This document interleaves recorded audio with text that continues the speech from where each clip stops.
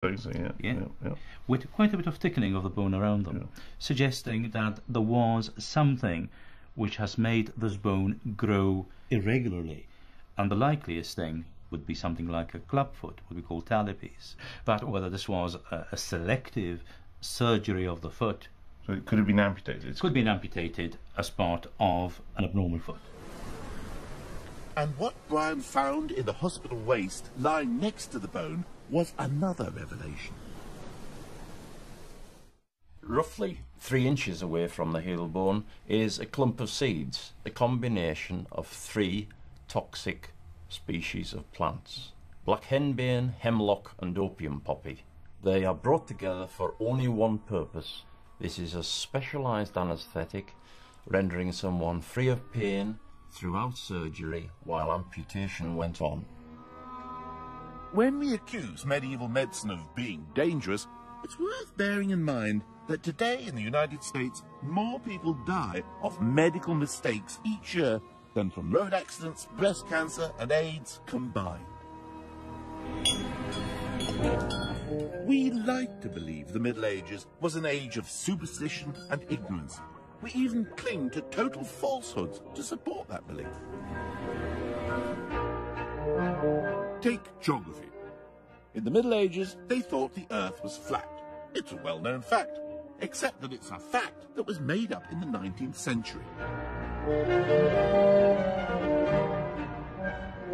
Medieval sailors knew the world was round. I mean, how else did things disappear beyond the horizon? In fact, people in the Middle Ages wrote about the world being round.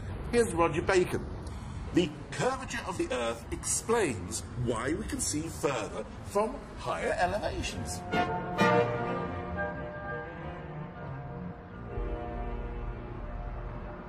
So why is it we're so convinced that medieval people thought the world was flat? Well, one of the chief culprits was a 19th century American novelist by the name of Washington Irving. He wrote fantasies like The Legend of Sleepy Hollow and Rip Van Winkle. In 1828, Irving also wrote a biography of Christopher Columbus, which included a jolly exciting scene in which, just before his great voyage of discovery, Columbus was confronted by the ignorance and bigotry of the church authorities at Salamanca. They accused him of heresy for saying the world was round, when the church taught that it was flat. Except the church had never taught that the world was flat. The scene was entirely fictitious. But if they didn't believe the world was flat, why were their maps so terrible? I mean, they hadn't a clue, had they?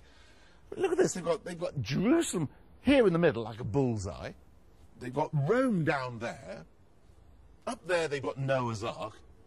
And over there a whole lot of monsters. I mean, come on. I asked Peter Barber from the British Library to tell me what on earth was going on. The point is, it isn't a map, because in the Middle Ages, this would have been regarded as a visual encyclopedia. In a way, it's geographical, but the purpose of the geography is to provide a framework for knowledge and for philosophy, and also a history, which begins with Adam and Eve, goes on to the Tower of Babel, there's Jerusalem, and down there is Rome.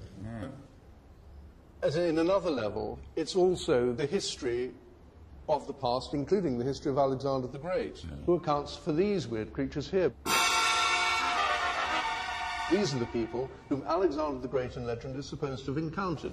I just noticed that God has got a cricket ball in his left hand. Well, it may look like a cricket ball, and it is certainly a ball, but it is actually the world. So this is visual proof that they see the world as a globe. Mappa didn't mean map, it simply meant a cloth. The purpose of these mappae was not to show you the shape of the world, it was to help you understand God.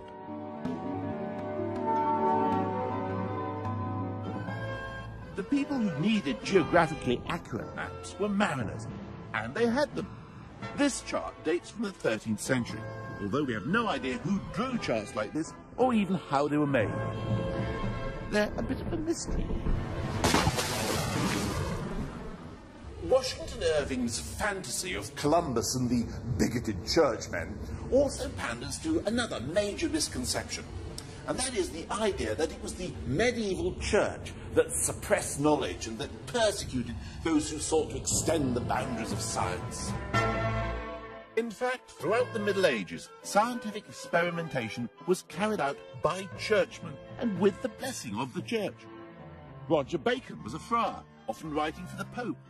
He wrote, "Experiment is the only safe guide in such investigations." Mind you, safe is a relative word.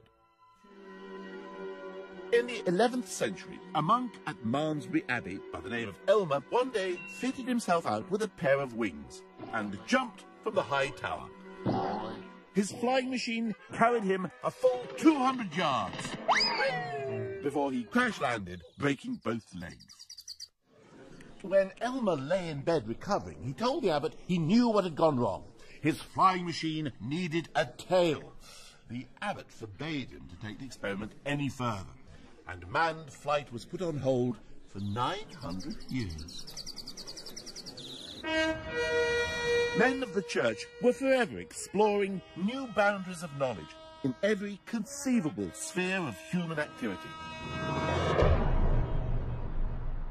Even these fabulous buildings are the result of experimentation. Experimentation on a monumental scale. When Canterbury Cathedral burnt down in 1174, the monks decided to build something altogether more ambitious. They allowed a French architect by the name of William of Sens to talk them into an entirely new kind of architecture. Taller, lighter, finely chiselled, and with graceful pointed arches. Nothing like it had been seen in England before. It soared to the glory of God, the church, the archbishop, and the architect, and not necessarily in that order. John Burton, the surveyor of the fabric at Canterbury, showed me just how William of Sens improved on the ancient Roman designs that still exist in the old part of the cathedral.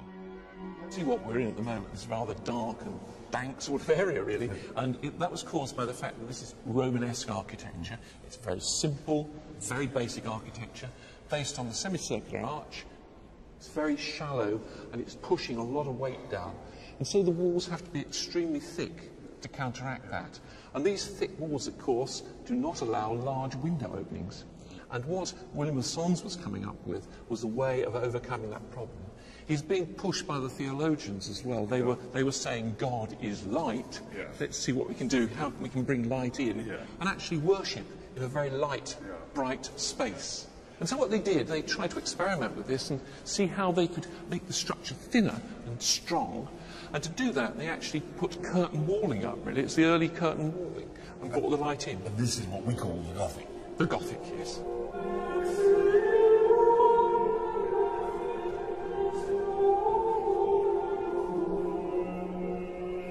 Here, we're looking across at the Romanesque part of Canterbury.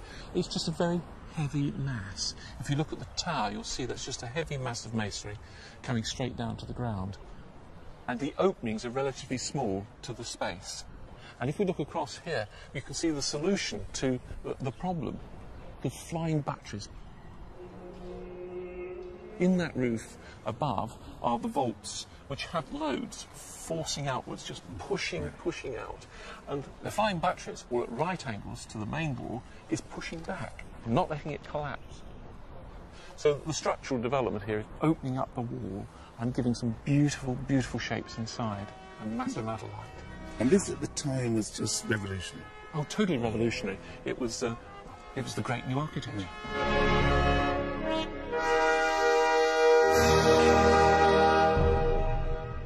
The cathedral builders were experimenting at the limits of their technology, and they learnt what those limits were the hard way. The fact is, our great cathedrals were always falling down. Winchester Cathedral's tower collapsed in 1107.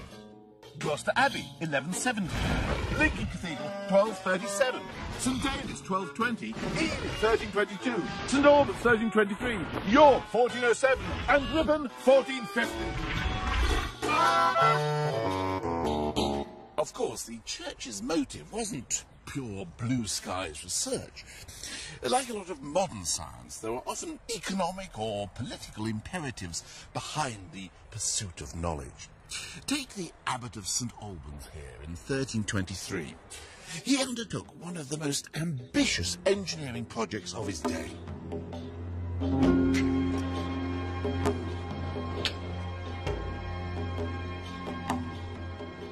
Abbot Richard of Wallingford was an enthusiastic astronomer and mathematician and a leper, although I don't suppose he was that enthusiastic about leprosy. But why did he make this, and what is it? Well, it's a clock. Actually, this is a reproduction based on the designs and descriptions he left behind. But that part of the mechanism strikes a bell on the hour. But this is the most intriguing part of the clock. This is an astronomical clock. It shows the position of the sun here and the moon. It even shows the phases of the moon. It can even predict a lunar eclipse. That's when the dragon swallows the moon. The whole clock takes 18 1/3 years to complete one cycle of the heavens. It's a formidable feat of engineering. But why did he make it? Well, the abbot's reasons were economic and political. You see, the church had been locked in a power struggle with the townspeople of St Albans over who controlled the town's commercial enterprises. By building such a revolutionary clock, Richard was demonstrating that the church was technologically superior to the townsmen. What's more, by chiming every hour instead of just the time for prayers, Richard's clock would take control over the working day of the town. From now on, it was the church who would issue the time for town council meetings, for the opening and closing of markets, and for the beginning and end of each and every day's work.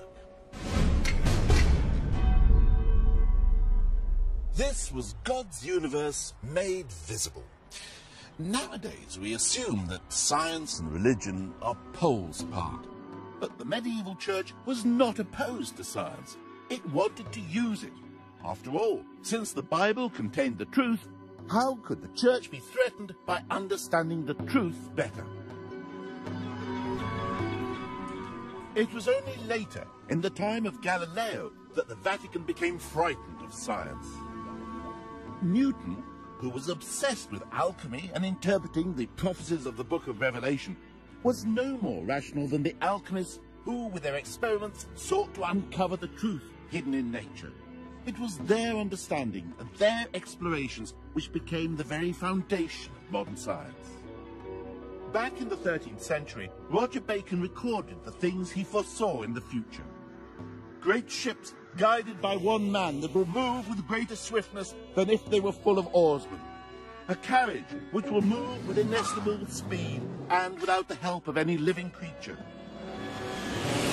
It is possible that a